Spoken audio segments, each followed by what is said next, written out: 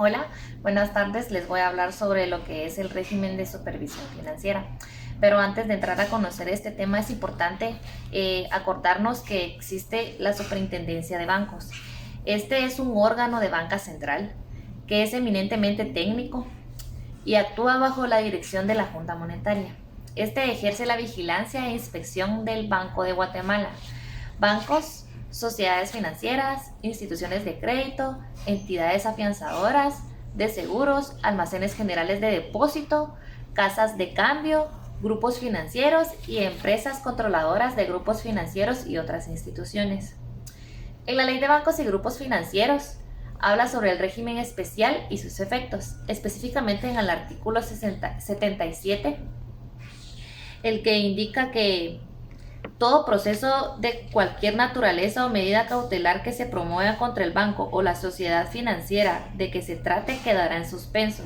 Asimismo, durante la suspensión, la entidad no podrá contraer nuevas obligaciones y se suspenderá la exigibilidad de sus pasivos, así como el devengamiento de sus intereses. Los cheques girados contra el banco suspendido no se incluirán en las operaciones de la Cámara de Compensación. En lo que es la exclusión de pasivos y activos, en su artículo 68 de la Ley de Bancos y Grupos Financieros, habla sobre lo que es la Junta de Exclusión de Activos y Pasivos. Este dice que la Junta Monetaria, a propuesta de la Superintendencia de Bancos, a más tardar al día siguiente de dispuesta la suspensión de operaciones, deberá de nombrar una junta de exclusión de activos y pasivos conformada por 3 miembros quienes estarán revelados como cuerpo colegiado o individualmente considerados a prestar fianza o garantía por su actuación. El artículo 79 nos habla sobre las facultades de la Junta de Exclusión de Activos y Pasivos y nos habla que determinar las pérdidas y cancelar con cargo o reservas y cuentas de capital es una de sus facultades. La otra sería excluir el pasivo, los depósitos cubiertos por el Fondo para la Protección del Ahorro y los pasivos laborales. Excluir los activos por un importe igual o mayor al de los pasivos excluidos y trasladarlos a un fideicomiso creado para tal efecto. También excluir el resto de depósitos a prórrota y si los activos en el fideicomiso lo permiten. Transferir los pasivos excluidos a bancos, quienes recibirán como contrapartida un monto equivalente en certificados de participación que emita el fideicomiso. El artículo 82 de la Ley de Bancos y Grupos Financieros nos habla sobre la suspensión definitiva de operaciones. En este artículo nos indica que la Junta Exclusiva de Activos y Pasivos, dentro de los 5 días de concluida la transferencia de activos y pasivos a que se refiere el artículo 79, rendirá informe por escrito a la Junta Monetaria sobre el resultado de su gestión. En 5 días, la Junta Monetaria, a petición de la Superintendencia de Bancos, deberá de revocar la autorización para operar de la entidad de que se trate. El artículo 83 habla sobre la declaratoria de quiebra.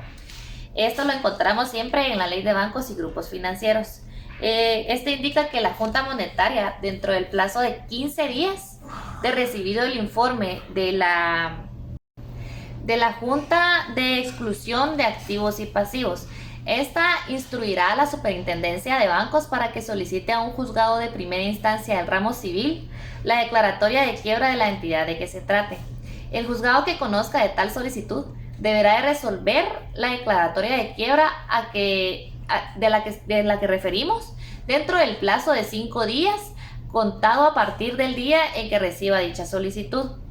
El artículo 85 nos habla sobre el Fondo para la Protección del Ahorro. Nos indica sobre su creación y objeto, que se crea el Fondo para la Protección del Ahorro, por sus siglas FOPA, con el objeto de garantizar al depositante en el sistema bancario la recuperación de sus depósitos.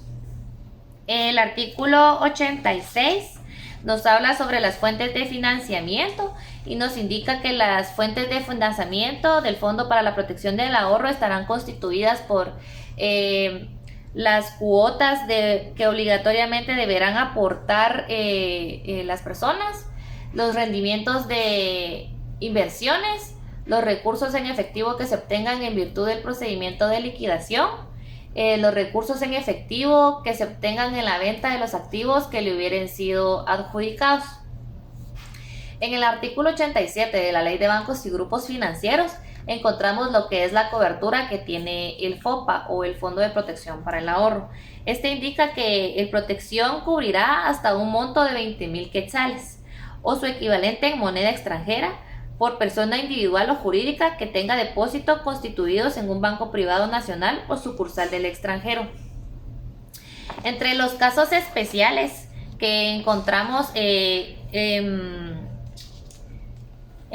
sobre los depositantes en el mismo tiempo al prestatario del banco, se deberán compensar en ambos saldos. Que las cuentas de depósito mancomunadas, si alguno de los depositantes es al mismo tiempo prestatario del banco, se deberán compensar los saldos en la proporción que le correspondan al deudor. El artículo 90 de la Ley de Bancos y Grupos Financieros nos habla sobre la administración del Fondo para la Protección del Ahorro y nos indica que los recursos del Fondo para la Protección del Ahorro serán administrados por el Banco de Guatemala. Para entrar a conocer un poco sobre las entidades fuera de plaza o las entidades offshore, como le conocemos, se le entenderá a esta, para los efectos de la ley, a aquellas entidades dedicadas principalmente a la intermediación financiera, constituidas o registradas bajo leyes de otro país o del extranjero, que realizan sus actividades principalmente fuera de dicho país. Según el artículo 112 de la Ley de Bancos y Grupos Financieros, nos da una definición. El trámite de autorización para las entidades offshore consta en la resolución JM 285-2002 de la Junta Monetaria. En el artículo 113 encontramos los requisitos para el funcionamiento de las entidades fuera de plaza o offshore. El artículo 2, en cuestión de la solicitud de la resolución de la JM 285-2002, indica que incondicional e irrevocablemente acepten en forma escrita quedar sujeta a la supervisión consolidada y a la normativa contra el lavado de dinero, que presenten toda la información periódica u ocasional que les sea requerida por la Superintendencia de Bancos y por el Banco de Guatemala. Acreditar autorización de las autoridades supervisoras de su país de origen para realizar intercambio de información referente a ella. Que las autoridades supervisoras bancarias de su país de origen apliquen estándares prudenciales internacionales, al menos tan exigentes como los vigentes en nuestro país. Que las empresas controladoras o las empresas responsables, según sea el caso, de los respectivos grupos financieros se comprometan por escrito a cubrir las deficiencias patrimoniales de sus entidades fuera de plaza y que comuniquen por escrito a sus depositantes que los depósitos captados no están cubiertos por el FOPA. En cuanto al proceso de autorización, el artículo 10 nos refiere sobre la presentación de información y nos indica que si la revisión de solicitud, documentación e información recibida se establece que la misma es incompleta o bien del análisis se determina que es incorrecta o que es necesario requerir información complementaria, la Superintendencia de Bancos lo indicará por escrito a los interesados, quienes dentro del plazo de 30 días siguientes deberán atender al requerimiento. Este plazo ante solicitud razonada por ser prorrogado. Vencido este plazo o sus prórrogas, sin haberse recibido la información solicitada, se dejará sin efecto el trámite de la solicitud para la autorización de funcionamiento de entidad fuera de plaza, notificándolo al interesado. El artículo 11 nos habla sobre su autorización e indica que la Superintendencia de Bancos someterá a consideración de la Junta Monetaria la solicitud de autorización de funcionamiento de la entidad fuera de plaza y el dictamen correspondiente sobre el cumplimiento de los requisitos señalados en el artículo 113 de la Ley de Bancos y Grupos Financieros. Y presente el reglamento, el plazo para la presentación del dictamen no deberá de pasarse o exceder de 30 días, contando a partir de la fecha en que la Superintendencia de Bancos manifieste por reglamento para la autorización del funcionamiento de las entidades fuera de plaza o entidades offshore RES. Número JM 43-2013 a 366, escrito a los interesados que ha recibido satisfactoriamente la documentación a que se refiere el presente reglamento. La Junta Monetaria, dentro del plazo máximo de 30 días a partir de la fecha de su recepción, otorgará o denegará la autorización de funcionamiento de la entidad fuera de plaza y devolverá el expediente a la Superintendencia de Bancos para que continúe con el trámite correspondiente. El artículo 13 nos habla sobre las operaciones.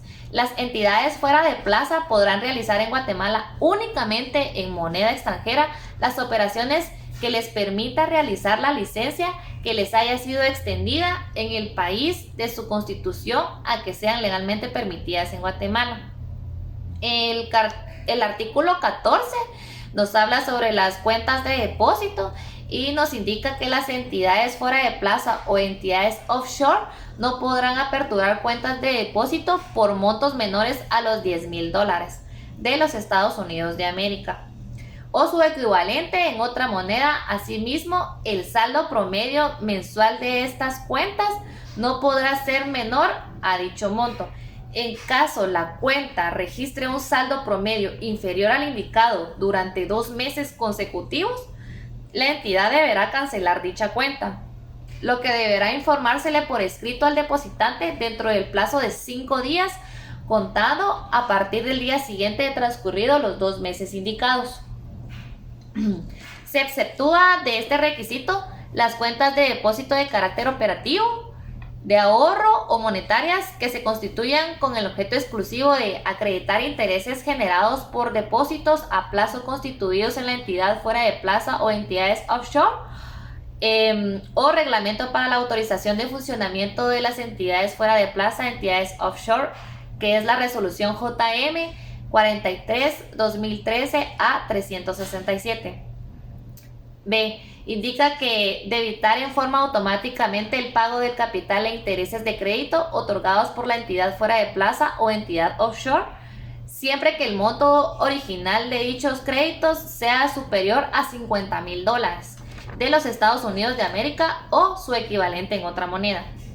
El artículo 15 nos habla sobre el capital pagado de autorización y nos indica que para obtener la autorización de funcionamiento por parte de la Junta Monetaria, las entidades fuera de plaza deberán contar con un monto de capital pagado que es ajustable a lo dispuesto en el artículo 113 de la Ley de Bancos y Grupos Financieros. El artículo 16 habla sobre el cese voluntario del funcionamiento.